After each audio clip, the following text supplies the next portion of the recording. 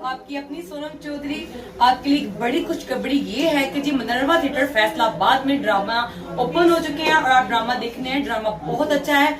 हम गवर्नमेंट का बहुत बहुत शुक्रगुजार हैं कि उन्होंने ड्रामा हमारे ओपन कर दिए।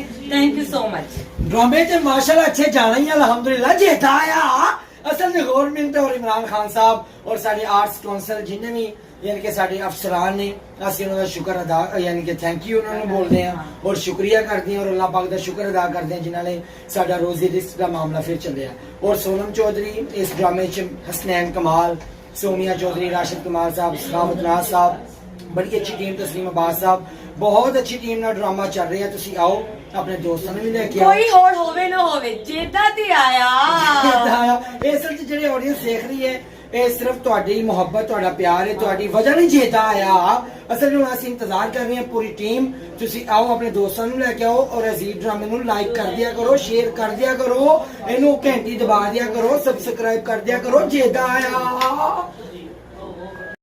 अस्सलाम वालेकुम दोस्तों, मैं हूं आपका अपना असद अली और आप देख रहे हैं जी ड्रामा फैसलाबाद। आज मैं आपके लिए बहुत अच्छी खुशखबरी लेकर आया हूं क्योंकि आज मैं खुद बहुत खुश हूं क्योंकि गवर्नमेंट ऑफ पंजाब ने हमें थिएटर्स और सिनेमा खोलने की इजाज़त दे दी है।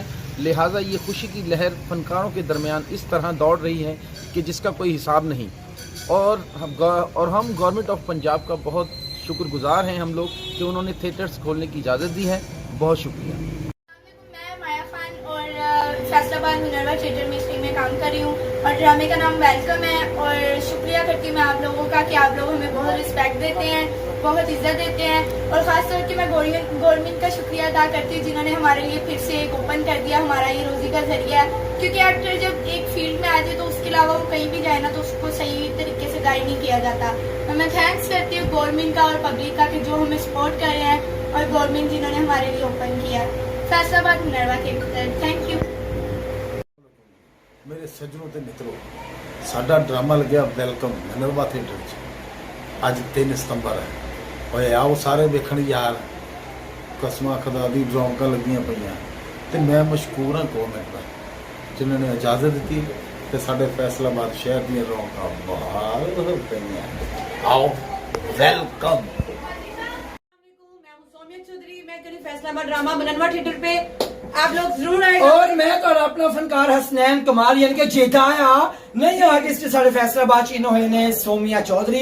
ड्रामा देखना और ड्रामे का नाम है वेलकम। बड़ा अच्छा परफॉर्म, बड़ी अच्छी कॉमेडी। आए अपने दोस्तों के भी लेके आए। Bye bye tata. Bye bye Tata.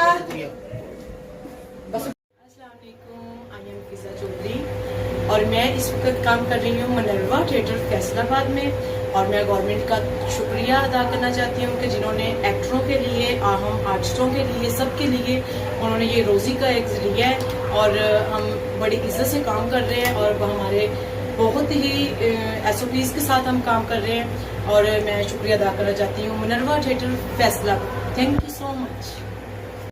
अस्सलाम वालेकुम दोस्तों, मैं जिशान अली ते तुसीं देख रहे हो जी ड्रामा फैसलाबाद। खुशी की गल ये है कि फैसलाबाद के DC साहब ने साढ़े ड्रामे खोल दिते ने और असी उन्होंने बहुत ज़्यादा शुक्रगुजार हैं कि उन्होंने आर्टिस्टों वास्ते एक रोज़गार बहाल किया क्योंकि फनकार बेचारे बड़े परेशान हाल सी और अज सारे फनकार खुश ने। असी हम रिहर्सल तो फारग होकर आ रहे हैं तो बड़ा ही खूबसूरत ड्रामा लग रहा है जिसका नाम है वेलकम। तो बड़ी अच्छी कास्ट है